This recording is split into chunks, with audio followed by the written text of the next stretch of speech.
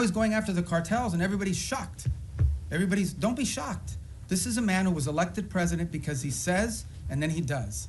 He doesn't just say and then forget about it. In congressional approval on land strikes, do you think that the United States does need to go to Congress in order to conduct land strikes in Venezuela? Well, look, I'm not going to speculate about things that haven't happened and may never happen. I'm not going to speculate on that. All I'm going to tell you is that two things. And I remind Congress all the time. By the way, I was very consistent on this position because it was my position when I was in the Senate.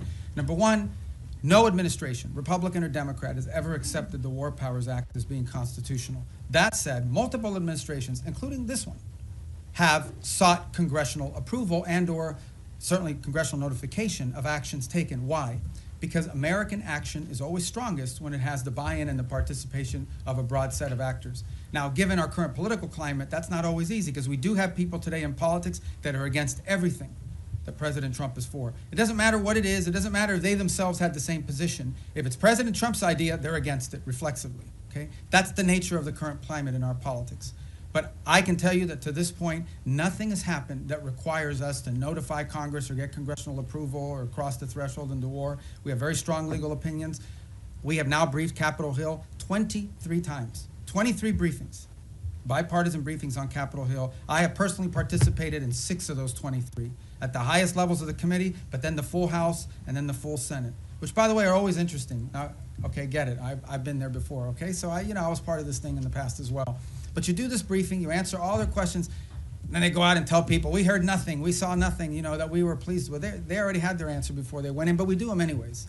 And we continue to do them. Not to mention the individual calls I've had with leaders in Congress, and I'm not going to disclose what those are. So everybody over there knows what we're doing, they know why we're doing it, and we've kept Congress fully apprised, and we'll continue to do so. Yes? Thank you, Mr. Secretary.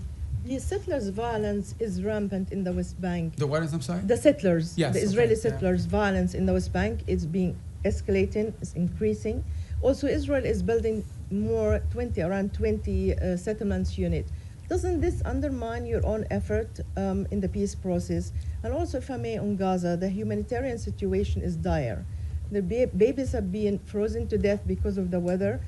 Tents have been flooded. Is this anything that the United States can do to alleviate the suffering of the civilians in Gaza? Yeah. In the case of the West Bank, we have, and you've seen our embassy even has put out statements and comments about specific incidents there that we're concerned about, that we do think, create a point of strong friction in the broader effort. And our own embassy, and Ambassador Huckabee has spoken to this as recently as a couple weeks ago, very firmly, I believe.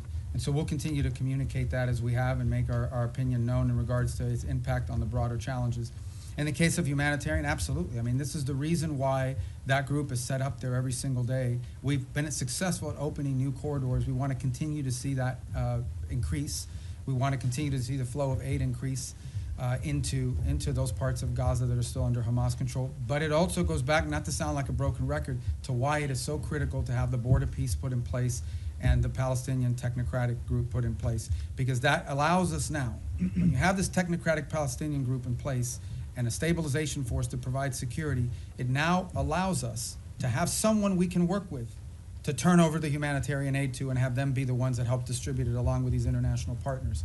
That's what the point we're trying to get to, that we can get to a point where that is, and part of the thing with humanitarian aid is also security. Someone has to provide security for these convoys as they go in, because oftentimes they have been attacked, they've been looted, they've been so forth. We don't have a force that can do that right now unless the Israelis are going to go in, and that would violate the ceasefire. But if we have a stabilization force on the ground, they could provide security. And then the technical side of it, the logistical side of it, along with the international partners, is what the Palestinian Technocratic Organization can do. That is why we are in such a hurry to finalize that phase of this deal so that the aid can flow. And not just aid, then we can move from aid to reconstruction, which is the goal everybody has. You want to reach a point in which you're not providing aid because Gaza has an economy, and it's not an economy controlled by Hamas. But we can't get to that stage until we can secure the place. And that's why we're in such a hurry to finalize that phase of the deal. Yes, sir.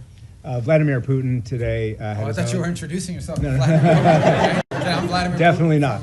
Definitely not. Vladimir so what Putin. Are you doing here?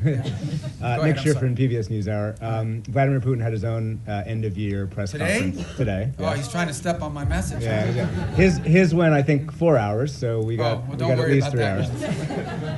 And he said he was willing to end the war in Ukraine. I bet you he didn't do it in Spanish. He did not. All right. Go ahead. I'm sorry. No, it's all right. He said he was willing to end the war in Ukraine based on principles he had outlined last summer, and that